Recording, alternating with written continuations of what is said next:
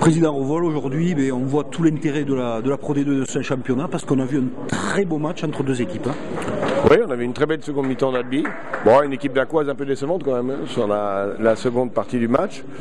Mais oui, un bon match de Pro D2 avec beaucoup d'essais, un public assez nombreux, ce qui prouve que cette compétition a toute sa place, notamment dans les villes moyennes. Et le Sporting Club Albigeois l'a prouvé aujourd'hui encore. Alors justement, on parle de ces villes moyennes, de cette formation française aussi également. Beaucoup de joueurs français sur le terrain, sans mettre en difficulté parler des autres également, parce que le top 14, on a beaucoup de joueurs qui viennent de l'hémisphère sud, et là on retrouve beaucoup de formations françaises, et ça c'est quand même important, il faut le souligner.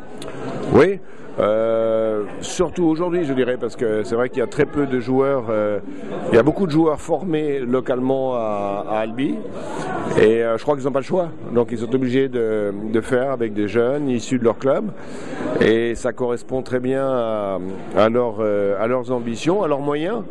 Et oui, ça prouve qu'il est possible de sortir beaucoup de jeunes joueurs. Après, au niveau le plus élevé, c'est une autre problématique. Mais en tout cas, c'est bien que cette Pro D2 permette, et on l'a vu aujourd'hui, à beaucoup de joueurs français de s'exprimer.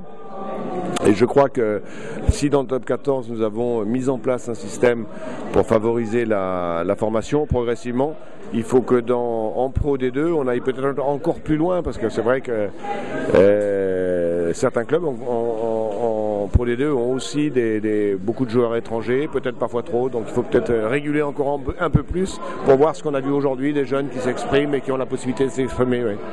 Justement, dernière question, en vous remerciant une fois de plus d'avoir répondu à nos questions, c'est que pensez-vous de l'équipe de France, sa prestation sur ce tournoi?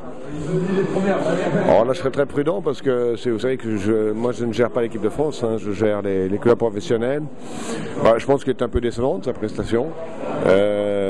Maintenant je crois qu'on sortait de la Coupe du Monde, c'était un peu compliqué pour les coachs probablement de gérer un effectif qui était peut-être un peu fatigué pour une partie d'entre lui, un peu en bout de route. Maintenant il faut reconstruire sur des bases nouvelles, je crois qu'ils auront tout le temps de le faire, donc je suis confiant, même si sur ce que j'ai vu sur le tournoi, on est tous un petit peu déçus par le niveau et le jeu pratiqué par l'équipe de France.